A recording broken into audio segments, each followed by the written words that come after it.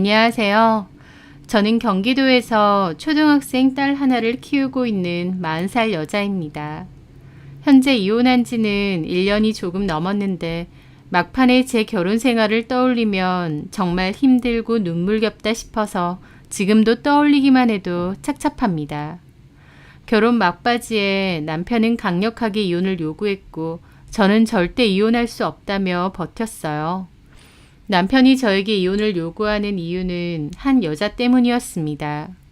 그 여자에게 눈이 돌 대로 돌았던 남편은 아내고 자식이고 눈에 보이지도 않고 막무가내로 이혼을 요구했죠. 보통 남자들은 바람을 펴도 그냥 즐기기만 하지 결국은 가정을 버릴 수 없다고도 하던데 저희 남편은 아니었습니다. 그 여자한테 완전 미쳐 있었고 그 여자랑 한 가족이 되어서 새 출발할 생각밖에 없었어요. 심지어 저희 딸 양육권도 본인이 갖고 싶어 했는데 그 상간녀가 저희 딸을 키워주길 바랬습니다. 한마디로 이 가정 속에서 저라는 사람 하나만 쏙 지워버리고 그 자리를 상간녀로 대신하고 싶었던 겁니다. 처음에 사랑해서 결혼했고 10년 넘는 세월 동안 한 가족으로 동고동락했잖아요. 세월이 흐르면서 남녀로서 설레는 감정은 당연히 옅어질 수밖에 없죠. 하지만 그럼에도 가족으로서의 정, 서로에 대한 의리, 그런 걸로 남은 인생도 함께 의지하며 살아가는 거 아닌가요? 저라고 남편에게 천년만년 사랑의 감정이 샘솟았던 것도 아니고 매일이 특별하게 설레는 것도 아니었습니다. 나이가 들면서 배 나오고 팔다리 가늘어지고 머리숱도 한 해 한 해 다르게 없어지는 40살 평범한 남자였던 남편. 저라고 그런 남편이 뭐가 그렇게 새롭게 설레고 마냥 좋았겠나요? 하지만 가족이었기에 우리 아이의 아빠이고 나의 남편이었기에 인생의 동반자로서 한 배를 같이 탄 사람이기에 저는 진심으로 남편을 사랑했고 존중했고 또 믿었습니다. 그 사랑과 존중의 끝은 결국 배신과 실망, 분노와 서글픔밖에 안 남았지만요. 저는 원래 회사에서 근무를 하다가 아이가 5살 때쯤 일을 그만뒀었습니다. 그 당시 회사 사정이 어려워서 인원 감축이 있기도 했고 저도 그맘때 갑상선적으로 건강이 좀 안 좋아져서 너무 피로하기도 했거든요. 겸사겸사 집에서 쉬면서 아이도 돌보고 내 몸도 챙겨야겠다 싶어서 남편과 상의 끝에 그만뒀었죠. 그 후로는 계속 전업주부로 지냈었고요. 남편이 돈을 나름 잘 버는 직장이었기에 외벌이로도 크게 힘든 상황은 아니기도 했습니다. 남편은 회사 다니면서 열심히 돈 벌고 저는 집에서 살림하면서 아이를 잘 돌보고 남편과 저는 딱히 부딪힐 일도 없었고 나름 사이좋게 평범하게 잘 지냈습니다. 그렇다 보니 저는 남편이 저 몰래 딴 생각을 품고 있다는 사실을 전혀 알지 못했어요. 그러던 제가 남편의 외도를 눈치챈 건 정확히는 눈치챘다기보다 뭔가 석연치 않다고 느꼈던 건 그때였습니다. 아이를 등교시키고 저는 오랜만에 집 청소를 하고 있었어요. 그맘때 몸이 좀 피곤하던 터라 거실 청소나 주방 청소만 하고 아이 방까지는 잘 안 치웠거든요. 그날은 마음 먹고 싹 청소를 하자는 생각에 이불 세탁도 하고 화장실 청소에 세탁조 청소까지 했죠. 그리고 아이의 방도 정리를 할 겸 들어갔습니다. 이제 초등학생이긴 하지만 장난감들은 꽤 많은 편이었고 저는 그것들을 하나하나 통에 담으며 정리를 하고 있었어요. 그런데 처음 보는 장난감이 있었습니다. 아이 장난감은 거의 제가 사주는데 저는 처음 보는 장난감이었죠. 그것도 딱 봐도 꽤 고가의 장난감이었습니다. 남편이 사다 줬나 생각하면서도 설령 그렇다고 해도 이걸 내가 왜 몰랐지 싶기도 했어요.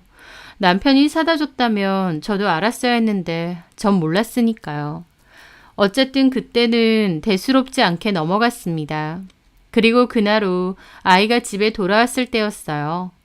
아이는 방이 깨끗하게 치워져 있다고 좋아했고 저는 문득 그 장난감이 떠오르더라고요. 미송아, 이 장난감 아빠가 사준 거야? 아니면 할머니? 저희 딸은 그 장난감을 보더니 아니, 그거 은지 이모가 사줬어. 그러는 겁니다. 저는 어리둥절했죠. 은지 이모라니 저는 처음 들어본 이름이었어요. 은지 이모라니? 은지 이모가 누구야? 아빠 친구. 아빠 친구라고? 그 은지 이모라는 사람을 네가 언제 만났는데? 저번에 엄마 주말에 외할머니 집 갔을 때 그때 아빠랑 같이 만났는데? 그 은지 이모라는 사람하고 아빠하고 너랑 셋이서 만났다고? 응. 저는 기분이 뭔가 좀 이상해지더라고요. 저는 전혀 알지도 못하는 사람인데 제가 집에 없을 때 남편은 아이를 데리고 그 은지 이모라는 사람을 만났다는 거예요. 이게 뭐지? 싶었고 당연히 기분이 좋지는 않았습니다. 남편이 나에게 말 안 한 게 있구나. 도대체 그 은지 이모라는 사람의 정체는 뭘까 싶었죠. 그리고 그날 저녁 남편에게 물었고 남편은 대수롭지 않게 같은 동네 사는 대학교 친구라고 했습니다. 대학교 친구라고? 오, 동문인데 우연히 만났어. 공원에서. 여기 근처 산다고 하더라고. 우연히 만났다고?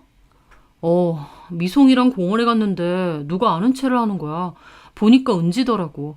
대학 졸업하고는 한 번도 못 봤었는데. 아, 그래? 근데 저 장난감은 뭐야? 마침 점심시간이라서 미송이도 배고프다고 하는 거야. 걔도 밥 안 먹었다고 하고.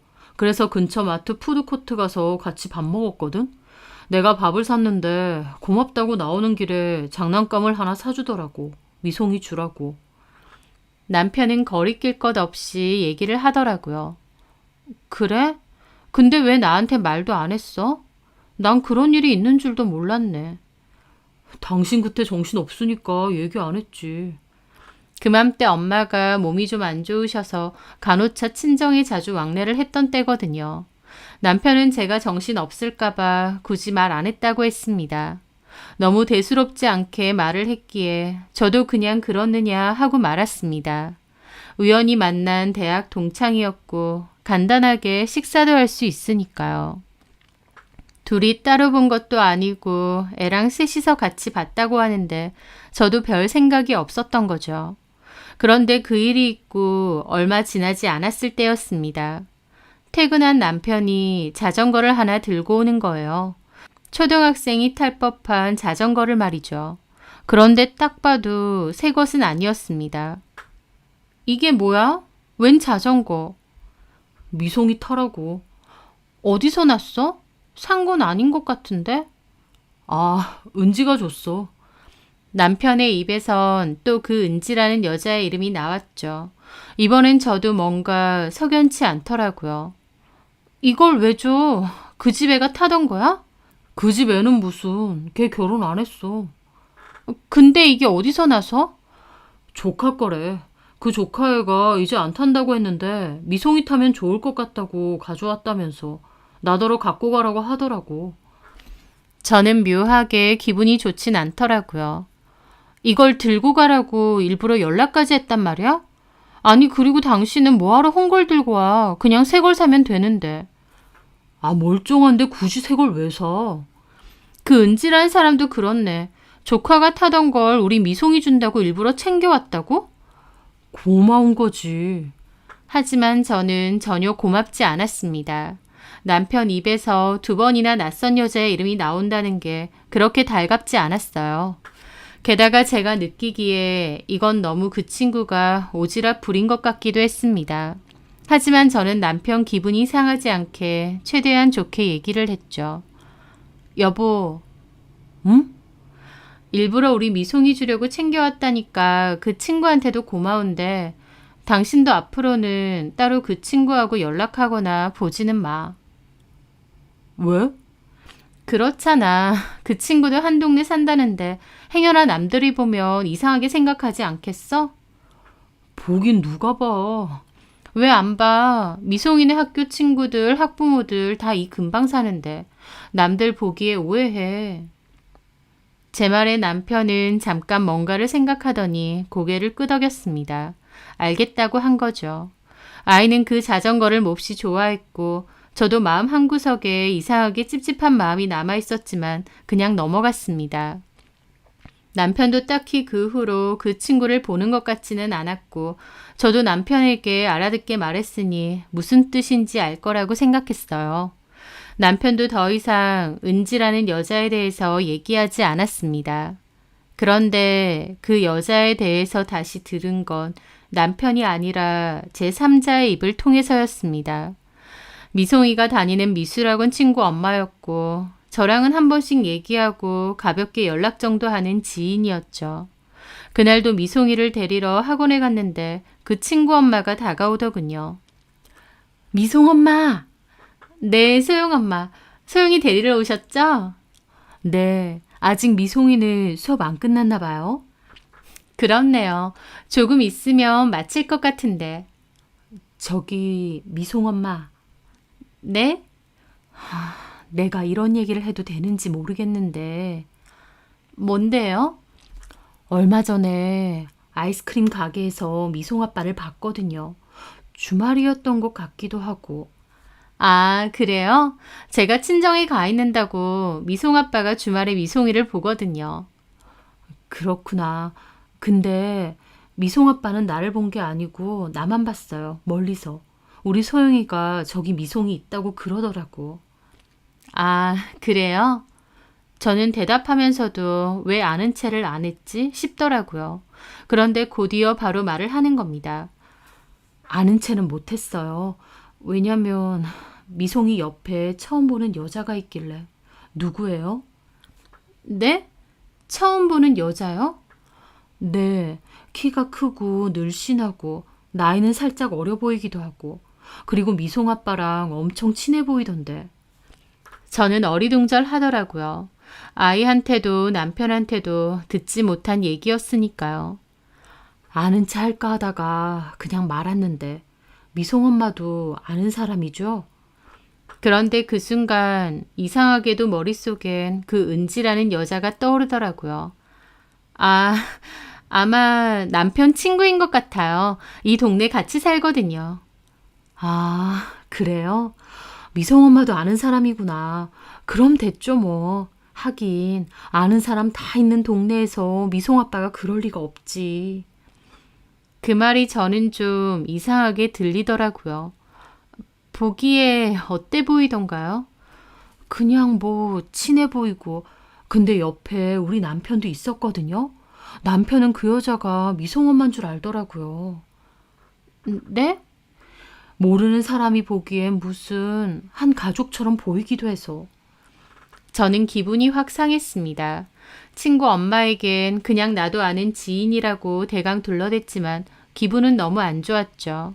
제가 분명히 동네에서 그렇게 다니지 말라고 했는데 제가 집을 비운 사이에 또 그랬던 겁니다. 저는 마침 수업을 마치고 나온 미송이를 데리고 집으로 가면서 물었어요. 미송아, 저번 주말에 아빠랑 아이스크림 먹으러 갔어? 응. 거기서 또 은지 이모라는 사람 만났어? 어. 근데 왜 엄마한테 얘기 안 했어? 은지 이모가 강아지를 데리고 왔는데 너무 예뻐. 이름이 배추랬나? 근데? 배추가 너무 귀여워서 같이 놀았어. 근데 엄마한테 얘기하면 다음엔 배추랑 못 논다고 하던데. 누가? 아빠가. 그래서 그냥 말 안 했는데? 저는 그 말에 입이 뜨악했습니다. 몰래 만난 것도 모자라 애한테 말하지 말라고까지 했다는 거예요. 저는 그제서야 이게 보통 일이 아니구나 싶더라고요. 남들이 보기에 한 가족처럼 보일 정도로 그 여자와 남편이 가까운 사이구나. 그리고 나한테 거짓말을 할 정도로 뭔가가 있구나. 그제야 알겠더라고요. 저는 그날 남편에게 얘기했습니다. 당신 지난 주말에 그 은지라는 친구 또 만났지? 남편은 화들짝 놀라더라고요. 그 놀라는 모습마저도 열받는 겁니다. 내가 분명히 말했지. 그렇게 다니면 남들이 이상하게 본다고. 아니나 다를까 오늘 소영엄마 만났는데 그 여자 누구냐고 하더라. 언제 봤지? 그게 중요해? 당신 왜 그래? 그 여자 누군데 자꾸 다니냐고. 또 우연히 만났다고 할래? 미송이가 강아지 좋아하잖아. 그래서. 미송이 핑계 그만 대. 당신 왜 이래? 그 여자랑 무슨 사이야? 무슨 사이라니. 그런 거 아니야. 그럼 당신 핸드폰 좀 줘봐. 내가 직접 확인해 보게. 그 말에 남편은 정색을 하더라고요. 무슨 핸드폰? 남의 핸드폰을 왜 보는데? 하더니 자리를 피해버리는 겁니다.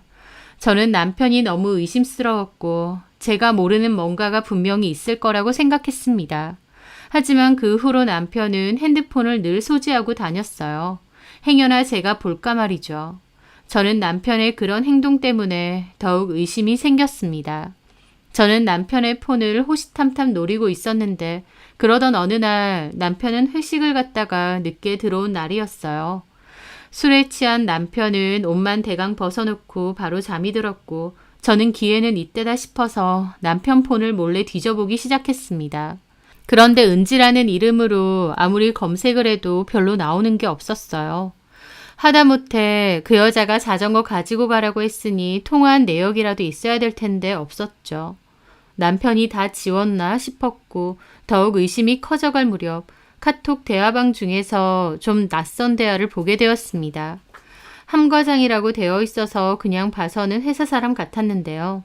마지막 대화 내용이 잘 입을게 고마워 였거든요.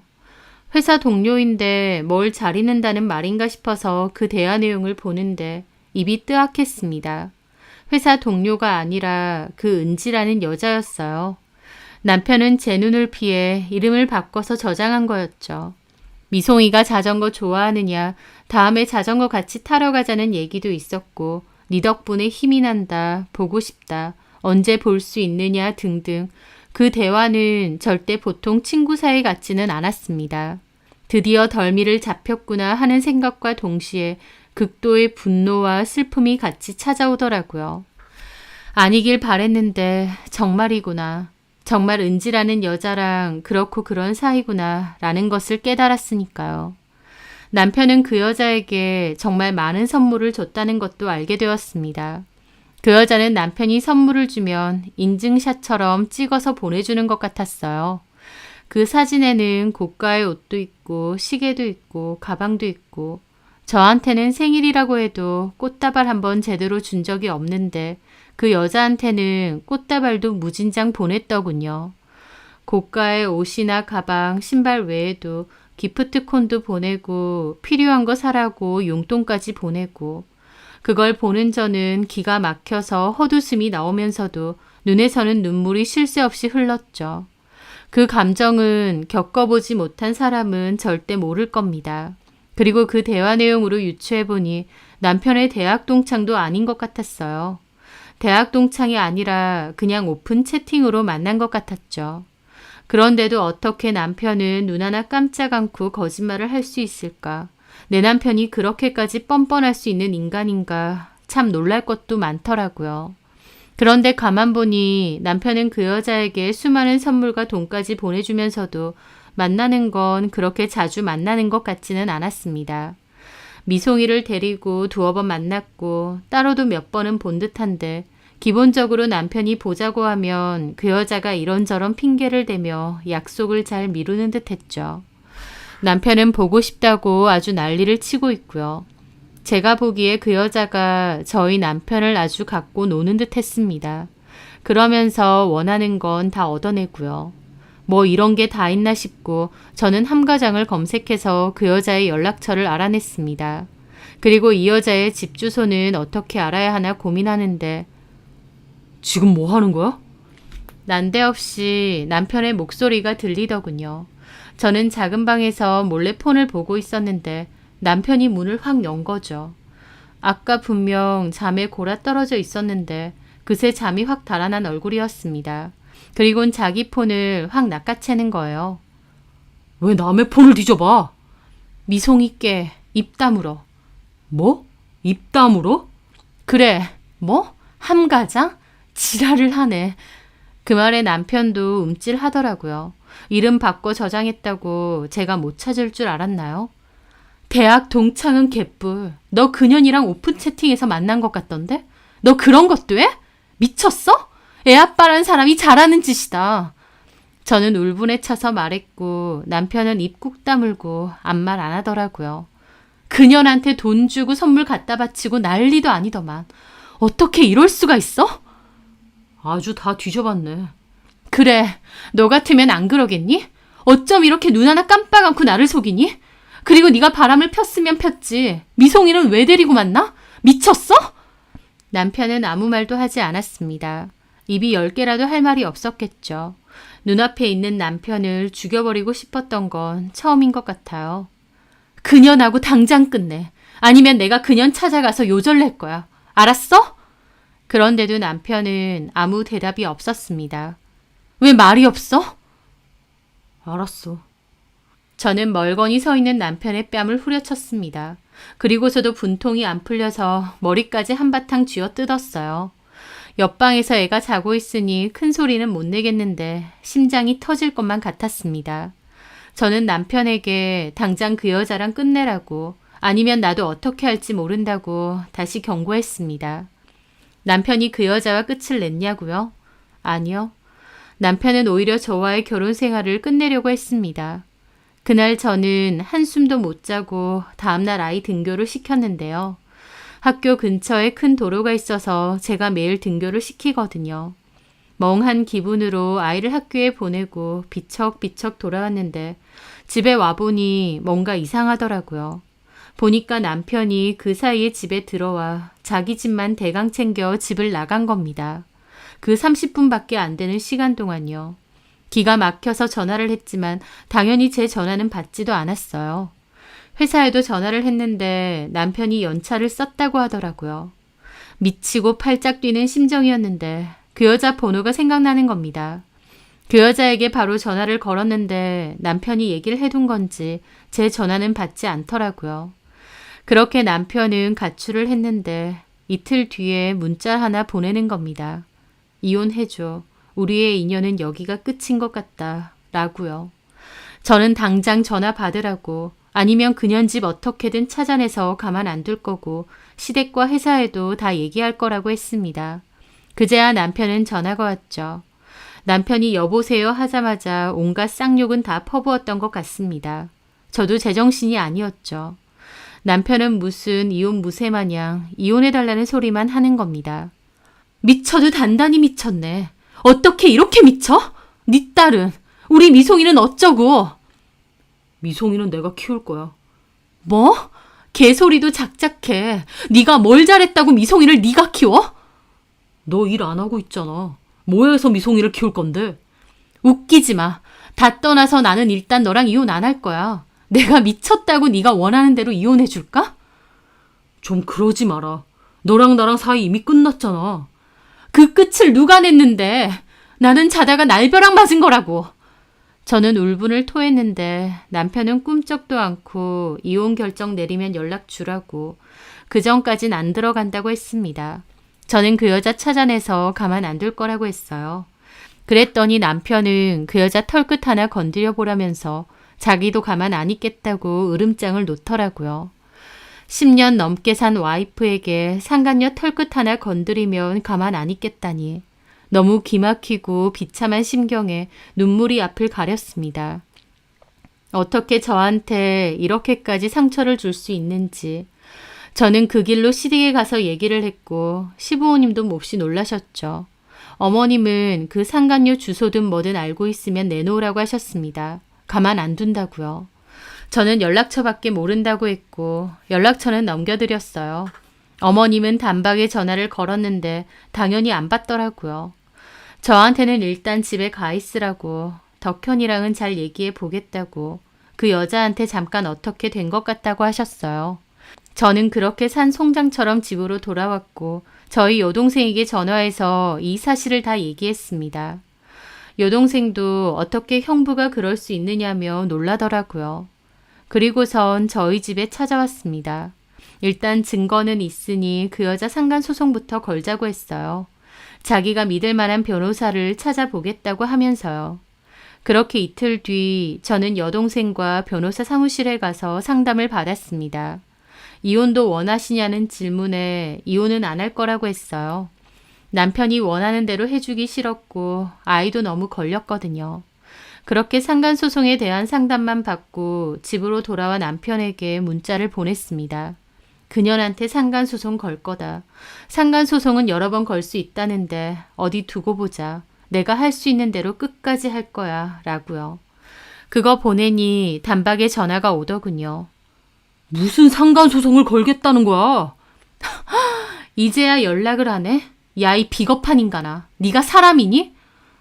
상간소송 취하해. 지랄을 한다. 내가 왜? 할 수 있는 건 다 할 거야. 어디 두고 봐. 아, 진짜 왜 이래? 정신 좀 차려. 너야말로 정신 차려. 누가 누구더러. 일단 들어갈게. 들어가서 얘기하자. 남편은 제가 내연녀에게 상간소송 건다고 하니 똥줄이 타 집에 들어온다고 했습니다. 그 여자가 소송 당하는 게 그렇게 걱정되나 싶어서 마음이 더 처참해지더라고요. 저는 어머님도 불렀어요. 그날 저녁 아이는 동생에게 맡기고 어머님과 집에 있는데 남편이 들어왔죠. 남편은 어머님이 같이 있으니 움찔하고 놀라더라고요. 엄마 왜 불렀어? 야, 이 덕현, 너 미쳤니? 지금 뭐 하자는 거야? 집을 왜 나가? 너 그년 집에서 같이 살고 있어? 아니에요, 그런 거. 회사 근처에 원룸 하나 구해서 혼자 살고 있어. 아, 그리고 엄마는 돌아가 계세요. 그년 집 어디야? 당장 찾아가자. 내가 가만 안 둬. 아, 가긴 어딜 가요? 그년이 뭐라고 미송이미한테 이혼을 하자는 거야. 너 지금 제정신 아니야. 나 완전 제정신이고요. 그 여자 진심으로 사랑해요. 너무 어이가 없으니 웃음이 나더라고요. 사랑은 무슨 얼어 죽을? 진짜 사랑한다고. 나 그 여자랑 살 거야. 우리 미송이랑 은지랑 그렇게 같이 살 거야. 저는 가만히 있다가 그 말에 눈이 돌았습니다. 미쳤어? 어디다 대고 미송이 얘기를 꺼내? 네가 직장도 없는데 무슨 수로 미송이를 키우냐고. 남편의 말에 저는 뒤로 넘어갈 것 같았고 어머님도 한숨만 푹푹 내시더라고요. 남편은 그러고서도 저한테 이혼해줘. 이렇게 하는 거 다 시간 낭비야. 우리 좋게 이혼하자. 그리고 상간소송도 취하해줘. 그러면 내가 위자료 명목으로 돈은 섭섭치 않게 챙겨줄게. 웃기지 마. 나 너랑 절대 이혼 안 해. 그리고 우리 미송이 크면 이 얘기 다 해줄 거야. 네가 그러고도 엄마냐? 그러는 너는. 내가 이러니까 질리지. 어쨌든 상간소송은 제발 좀 취하라고. 웃기지 마. 너한테도 걸 거야. 그래, 그년이랑 나가 살아. 내가 걸 수 있는 대로 소송 계속 걸 거니까. 그거 돈 내면서 그년이랑 살던지. 진짜 지긋지긋하다. 너랑은 말이 안 통해. 남편은 다시 집을 뛰쳐나갔고 저는 이제 눈물까지 말랐는지 눈물도 안 흘렸습니다. 어머님도 저게 미쳐도 단단히 미쳤다면서 집으로 돌아가셨죠. 그렇게 아이와 저 둘이서 지내는데 아이가 아빠는 언제 오느냐, 왜 안 오느냐 물어보면 할 말이 없었습니다. 그러면서 남편과 그 여자에 대한 분노는 더 커져갔죠. 저는 바로 상간소송을 진행했는데 소장을 받자마자 그 여자는 발등에 불이 떨어진 모양이었습니다. 남편에게 이걸 해결하라고 집으로 돌아가라고 한 모양이었죠. 남편은 다시 집으로 돌아왔는데 저랑은 철저하게 남남인 양 지내면서 이혼과 상간소송 취하만 요구하는 겁니다. 저 역시도 남편을 투명인간 취급하면서 살았고 제 뜻은 변함이 없었어요. 이혼도 안 할 거고 상간소송은 계속 할 거라고요. 하지만 사실 저도 속마음은 변하고 있었습니다. 겉으론 아무렇지 않아 보였을지 몰라도 매일 피가 마르는 기분이었고 스트레스가 엄청났어요. 그냥 이혼하고 갈라서고 싶었죠. 하지만 남편이 양육권을 못 준다 어쩐다 하는 소리 때문에 저도 섣불리 이혼한다고 할 수가 없었습니다. 다른 건 몰라도 아이만큼은 절대 뺏길 수 없었죠. 저는 상간소송 진행 중에 변호사를 만나 이런 얘기를 했고 그 변호사가 저에게 그러더군요. 남편분이 그 여자를 많이 사랑할수록 저한테는 유리해진다라고요. 네? 보통 바람 피는 사람들 유형이 두 개인데요. 하나는 바람을 펴도 이혼은 절대 하기 싫어하는 유형이 있고 또 다른 유형은 상간자에게 푹 빠져서 배우자와 이혼을 간절히 원하는 유형이 있어요. 후자일 경우 당연히 조건에 대한 협상은 더 쉬워질 수밖에 없습니다. 아이러니하게도 남편이 그 상간녀를 더욱 사랑해야 이혼을 하더라도 제가 원하는 조건을 잘 얻어낼 수 있다는 거였어요. 변호사가 보기에도 또 제가 보이게도 남편은 후자였습니다. 그 여자에게 푹 빠져 있었고 저와 이혼하고 그 여자와 새살림 차릴 생각밖에 없었으니까요. 그 변호사의 말처럼 급했던 남편은 급기야는 저에게 살던 집을 주겠다는 소리까지 했어요.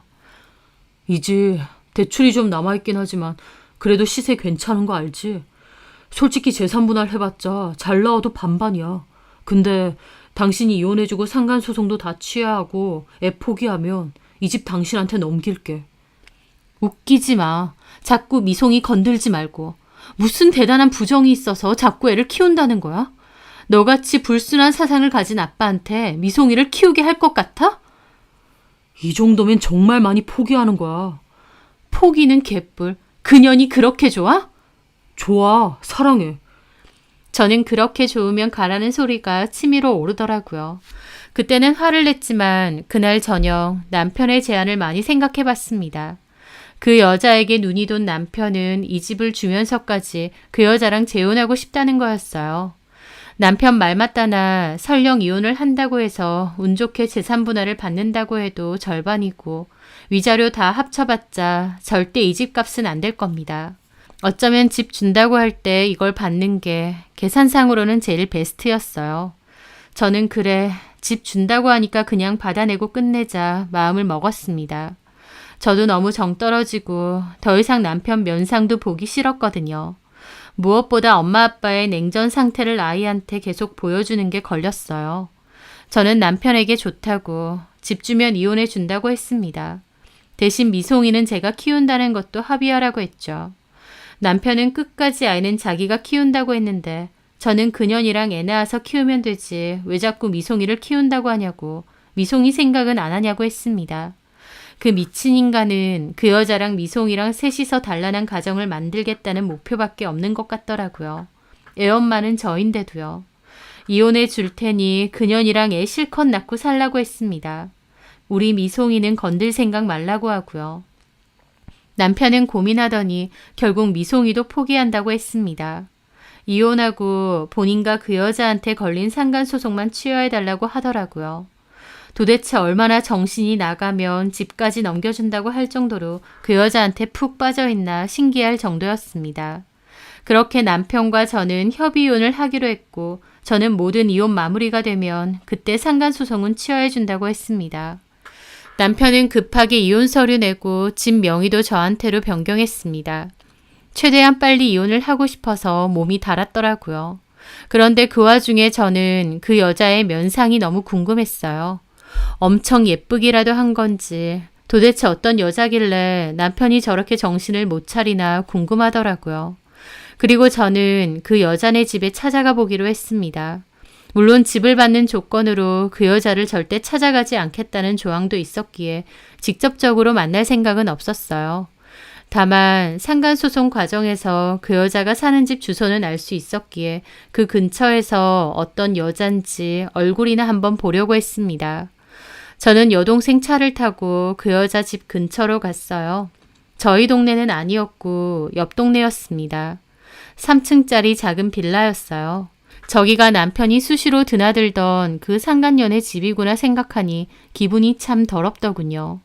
그 여자가 누군지 몰랐기 때문에 무작정 앞에서 기다리는 걸 수도 있지만 왠지 얼굴을 보면 감이 올 것 같기도 했습니다. 그런데 막연히 기다리는데 빌라 앞에는 웬 차 한 대가 서더군요. 거기에 남자와 여자 한 명이 내렸어요. 둘은 연인 사이 같았고 남자가 여자를 끌어안더니 들어가라고 했습니다. 그 여자는 손인사를 하고 빌라 안으로 들어가더군요. 저 여자는 아니겠네. 남자친구가 있는 걸 보니.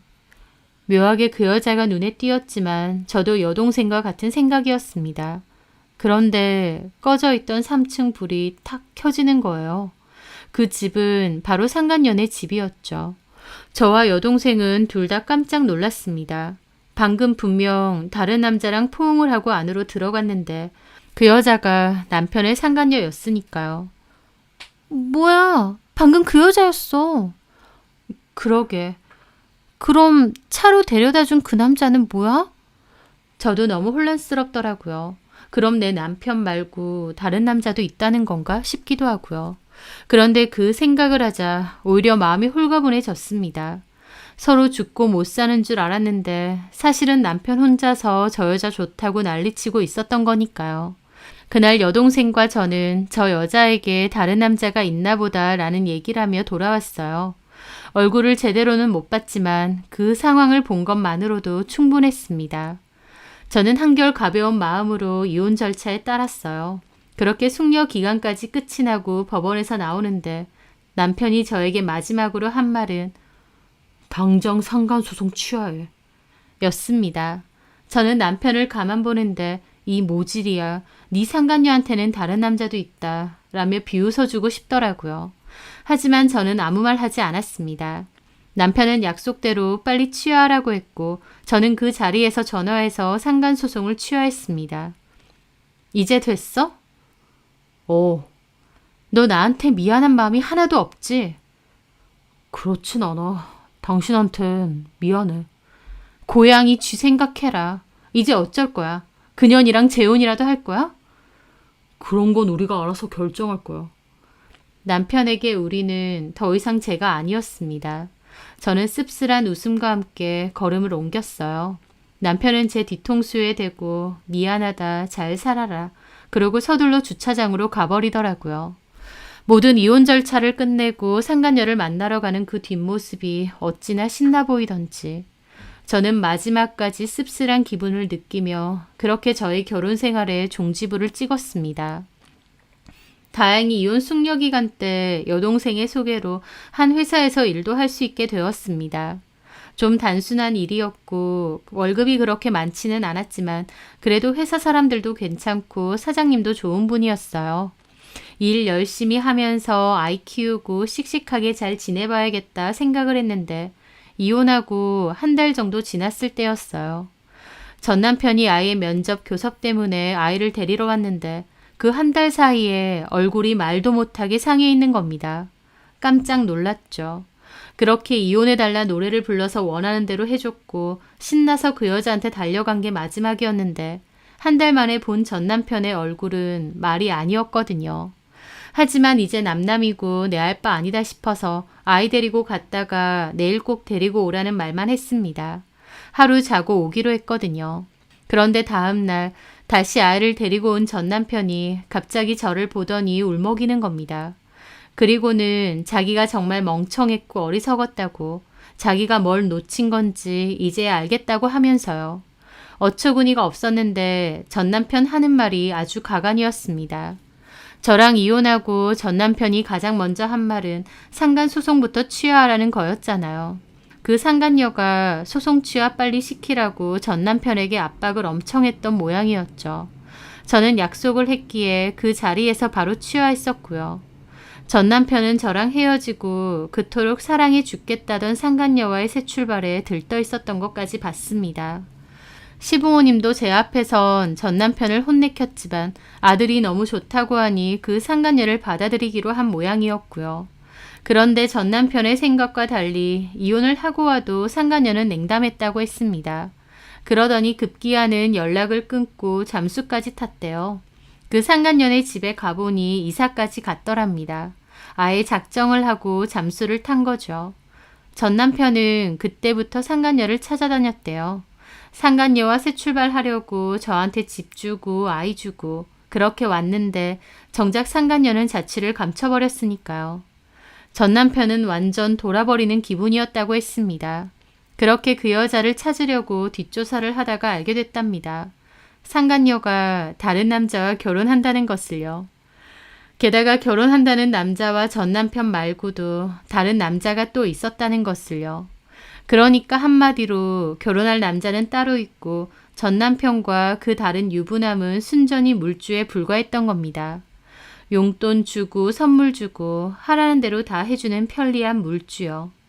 그 여자는 전 남편과 새살림 차릴 생각이 조금도 없는데 전 남편은 그것도 모르고 저랑 이혼해달라 노래를 불렀던 거죠. 그 여자는 결혼할 남자도 있었기에 전 남편은 물주로만 적당히 이용하려고 했던 건데 제가 상간소송을 걸어버리니 곤란했던 겁니다. 결혼할 남자가 알게 될 수도 있으니까요. 그래서 전 남편에게 와이프한테 말해서 상간소송 취하시키라고 그렇게 닥달을 했던 거예요. 그리고 취하시키고 나서는 전 남편과 손절해 버린 거죠. 한마디로 전 남편은 그 여자한테 노란하고 돈이나 실컷 뜯긴 게 전부였던 겁니다. 전 남편은 저한테 그 얘기를 하면서 한다는 말이 그 여자에게 상간소송을 다시 걸어달랍니다. 이혼하고 나서도 걸 수 있다던데 소송 좀 다시 걸어서 그 나쁜 년한테 복수 좀 해달래요. 저는 이게 말인지 방구인지 코웃음만 나더라고요. 내가 왜? 여보, 나 네 여보 아니야. 네 여보 따로 있잖아. 물론 그 여보는 당신을 여보라고 생각도 안 한 것 같지만 내가 그 꽃뱀 같은 년한테 당한 거 생각하면 내가 미쳤어. 돌았던 거야. 이제 알았어? 내가 뭐라고 했어. 너 미쳤고 돌았고 제정신 아니라고 했지. 근데도 상관없다며. 그래도 그년이 좋다며. 10년 넘게 산 마누라고 자식이고 다 내팽개칠 만큼 그 여자가 좋아 죽겠다며. 이혼만 해달라며. 전 남편은 아무 말도 없이 흐느끼더라고요. 됐다. 이제 와서 이런 얘기를 뭐하러 하니? 여보, 정말 잘못했어. 다시 한번 여보라고 해봐. 앞으로 애도 안 보여줄 줄 알아. 나 너한테 정말 많은 기회를 줬어. 가슴이 갈갈이 찢어져도 그래도 우리 미송이 생각해서 돌아오라고 했어. 네가 나랑 미송이한테 뭔 짓을 했는지나 생각해. 너 그 여자 생각하면 분통 터져? 나는 네 생각하면 속에서 천불이 올라와. 알아? 그런 주제에 뻔뻔하게 나한테 상간소송을 다시 해달라고? 너 미쳤니? 내가 왜? 어떻게 나한테 그런 소리를 해? 저는 또 새삼스럽게 열이 뻗치더라고요. 어디 저한테 그 여자한테 복수하게 상간소송을 다시 해달라는 망발을 할 수 있나요?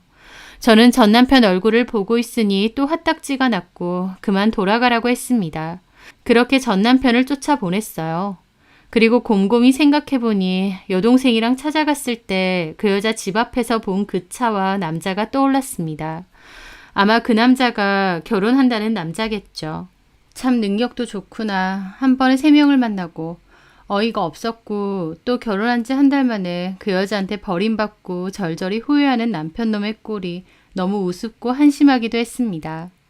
고작 그런 여자 때문에 가정과 가족을 저버리다니 전 남편한테 딱 걸맞는 결말이었죠. 전 남편은 억울하다고 다시 소송 걸어 달라고 했지만 이미 이혼 전 상간 사실로 인한 소송을 했고 취하도 했기 때문에 다시 재소송을 할 수도 없을 뿐더러 전 남편이 원하는 대로 해주고 싶지도 않았습니다. 그런데 나중에 들은 건 더 놀라운 얘기였어요. 전 남편과 전 시모가 그 여자 결혼식장은 어떻게 알아낸 건지 찾아내서 한바탕 깽판을 부렸다고 했습니다. 결국 경찰까지 왔고 전 남편과 전 시모는 영업방해죄로 경찰서까지 갔다는데 어쨌든 그 깽판 때문에 그 여자와 결혼하려는 남자와 그 식구들까지 다 알게 되었다고 했습니다. 그 여자는 전 남편과 전 시모를 상대로 고소하겠다고 했고 전 남편 역시 그 여자 상대로 꽃뱀짓 한 거 고소하겠다고 했어요. 들으면서도 웃긴 게 둘 다 고소가 성립 안 될 것 같은데 서로 고소하겠다고 난리였죠. 하여튼 거나하게 깽판 친 덕분에 그 여자의 이중생활도 다 탄로가 났다고 생각하니 속이 시원했습니다. 미리 알았더라면 그 결혼식 가서 깽판 치는 거 구경이라도 했을 텐데 아쉽더라고요. 전 남편이 가정까지 쉽게 버릴 정도로 사랑했다던 그 여자와는 완전 원수지간이 되었습니다. 그것만으로도 제 속은 훨씬 시원하고 한결 낫더라고요. 전 남편은 은근슬쩍 재결합 운도 띄우지만 저는 어린 반푼어치도 없다고 딱 잘랐습니다. 저를 어떻게 배신한 인간인데 제가 미치지 않고서야 그 인간을 어떻게 다시 받아주나요? 저한테 얼마나 상처를 줬는데요. 상간녀한테 까이고 나한테 다시 들이댄다고 생각하니 더 열받아서 상종도 하기 싫더라고요. 남편이 이혼을 해달라고 그토록 사람을 괴롭힐 때는 너무 힘들고 괴로웠습니다. 감당이 안 될 정도로 비참하고 슬프고 괴로웠죠. 그때의 저를 생각하면 지금도 가슴이 아프기도 합니다. 하지만 또 한편으론 잘 버텨줘서 고맙다는 얘기도 하고 싶어요. 제 스스로에게요. 전 남편이 배신을 때렸고 제 가정은 깨졌지만 지나고 보니 또 새로운 삶에 적응이 되고 좋은 일도 생기는 것 같아요. 지금 힘든 일을 겪고 계신 분이 있더라도 잘 견디고 그 시간을 보내면 나중에는 좀 더 가벼운 마음으로 지금의 힘든 일을 돌아볼 수 있다고 생각하셨으면 좋겠네요. 지금의 저처럼 말이죠. 제 사연 들어주셔서 감사합니다.